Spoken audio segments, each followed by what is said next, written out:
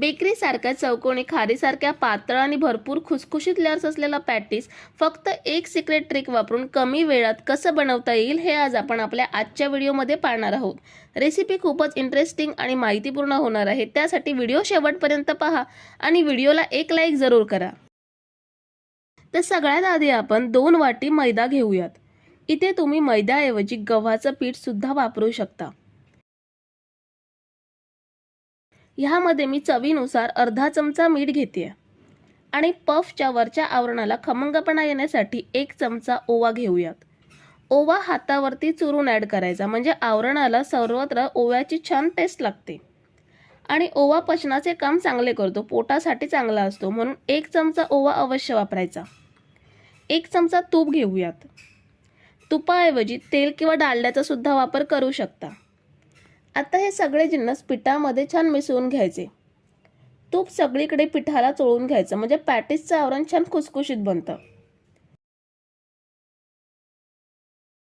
तूप पिठाला चांगलं चोळून घेतल्यावर ह्यामध्ये थोडं थोडं पाणी घेऊन पीठ चांगलं भिजवून घेऊयात। पीठ चपातीच्या पिठाप्रमाणेच मऊसर मळून घ्यायचं, कारण आपल्याला पोळ्या पातळ लाटायच्या आहेत। जर एकदम घट्ट मळलं तर पोळ्या एकदम पातळ लाटल्या जात नाहीत, त्यामुळे आपण जसं चपातीचं पीठ मळतो तसंच सेम पीठ मळून घ्यायचं आहे। हे बघा, पीठ आपण छान मळून घेतलंय। आता यावर झाकण ठेवून 20 मिनिटं असंच ठेवूयात, म्हणजे छान सेट होईल आणि तोपर्यंत बाकीची तयारी सुद्धा होईल। एका वाटीमध्ये 2 चमचे कॉर्नफ्लोअर घेऊयात। चमचा मी फुल भरून घेते, तर एवढं पीठ भिजायला आपल्याला ह्यामध्ये 4 चमचे एवढं तेल लागणार आहे। आपलं रोजचं जेवणामध्ये तेल वापरतो तेच घ्यायचं आहे, वासाचं म्हणजे मोहरीचं तेल वगैरे वापरायचं नाहीये। तर आता हे आपण छान मिक्स करून साठा बनवून घेऊयात। 2 ते 3 मिनिटं चांगलं फेटून घ्यायचं, म्हणजे पॅटीसच्या सगळ्या लेयर्स चांगल्या मोकळ्या होतात आणि पॅटीस मस्त खारीसारखं बनतं। आता आपण पॅटीसमध्ये भरण्यासाठी मसाला बनवून घेऊयात।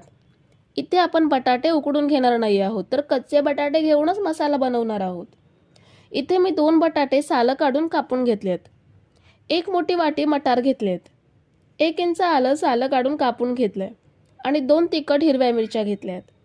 आता मिक्सरच्या भांड्यामध्ये मटार घेऊयात, आलं घ्यायचं आहे, मिरच्या सुद्धा घेऊयात। आवडीनुसार मिरच्यांचं प्रमाण तुम्ही कमी जास्त करू शकता आणि बटाटे कापून घेतलेत ते सुद्धा घेऊयात। आता हे पाणी न घालता आपल्याला जाडसर वाटून घ्यायचं आहे। हे बघा, असं खडबडीत वाटून घेतलंय। आता गॅसवरती खोलगट पॅन ठेवलाय, त्यामध्ये 2 चमचे तेल घेऊयात। आता ह्यामध्ये 1 चमचा जिरं घेऊयात। तेल गरम असल्यामुळे जिरं छान तडतडलंय। आता 1 मीडियम साईजचा कांदा बारीक कापून घेतलाय, तो ऍड करूयात। कांदा छान लालसर रंग येईपर्यंत भाजून घ्यायचा आहे। कांदा छान भाजून घेतलाय, ह्यामध्ये आता अर्धा चमचा हळद घेऊयात, पाव चमचा हिंग घेऊयात आणि 1 चमचा गरम मसाला घ्यायचा आहे। आता हे मसाले सुद्धा तेलामध्ये अर्धा मिनिटभर छान परतून घेऊयात।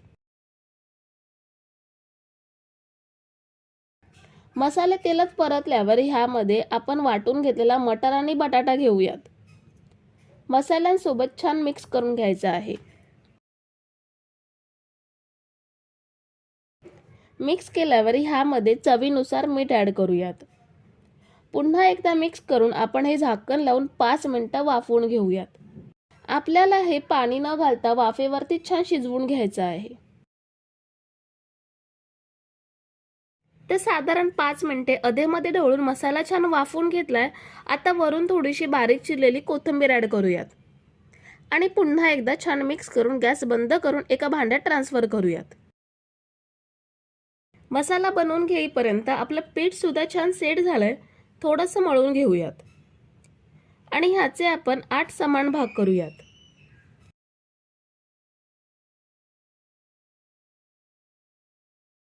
एक एक गोळा लाटून घ्यायचा आहे, तोपर्यंत बाकीचे गोळे साईडला ठेवूयात आणि हवेने कडक होऊ नये म्हणून झाकून ठेवायचे।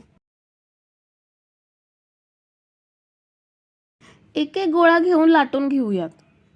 सुकं पीठ लावायचं आणि छान पातळ लाटून घ्यायचं.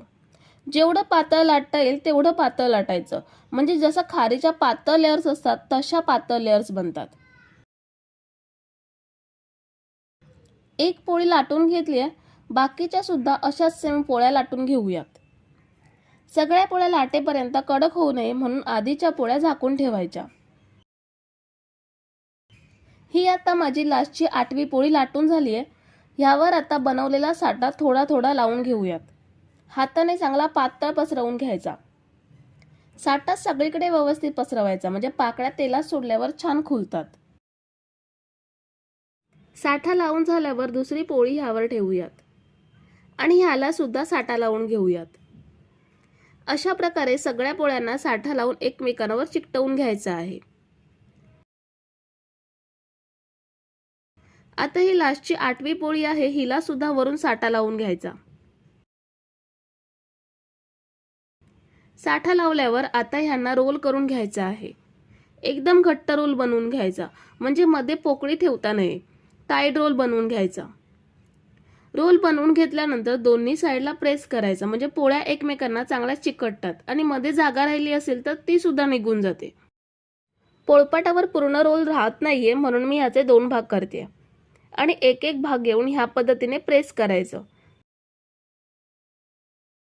आता ह्याला 2-2 सेंटीमीटरवर कापून घेऊयात.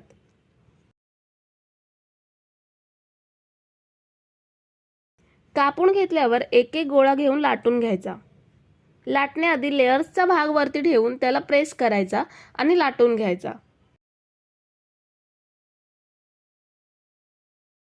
लाटून घेतल्यावर चौकोनी आकारात आपण पफ बनवणार आहोत, म्हणून साइड्स कापून चौकोनी आकार करून घ्यायचा. आता जो मसाला बनवून घेतलाय तो ह्यामध्ये ठेवूयात आणि हे फोल्ड करून बंद करून घेऊयात.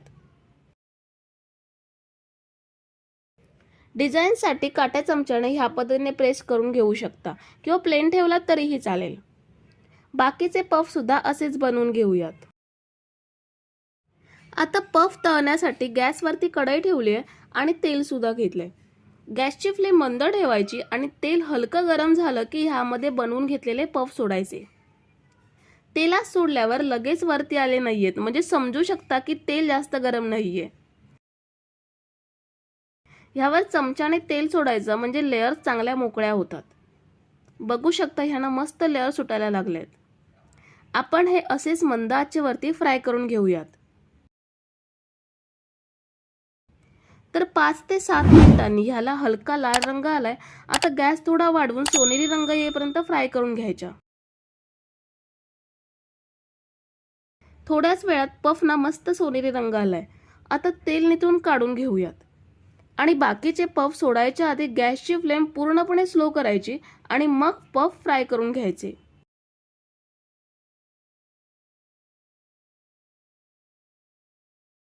तर आपण सगळे पफ फ्राय करून घेतलेत. खूप मस्त सोनेरी रंगावर फ्राय झालेत आणि छान क्रिस्पी सुद्धा झालेत. सगळ्या पफना मस्त लेयर्स आहेत. तोडल्यावर बघू शकता मस्त खारीसारख्या पातळ लेयर्स बनले आहेत. हे तुम्ही सॉस किंवा चटणीसोबत सर्व करू शकता. तर मंडळी, रेसिपी कशी वाटली हे कमेंट करून नक्की सांगा आणि रेसिपी आवडली असेल तर पटकन लाईक करा आणि तुमच्या मित्रमैत्रिणी तसेच फॅमिलीसोबत सुद्धा रेसिपी शेअर करू शकता. आणि महत्त्वाचं म्हणजे चॅनलला जर तुम्ही अजून सबस्क्राईब केलं नसेल तर पटकन सबस्क्राईब करा आणि बेल बटन प्रेस करून ऑलला क्लिक करा, म्हणजे अशाच छान छान आयडियाज आणि रेसिपीज तुम्हाला माझ्या चॅनलवरती पाहायला मिळतील. थँक्यू.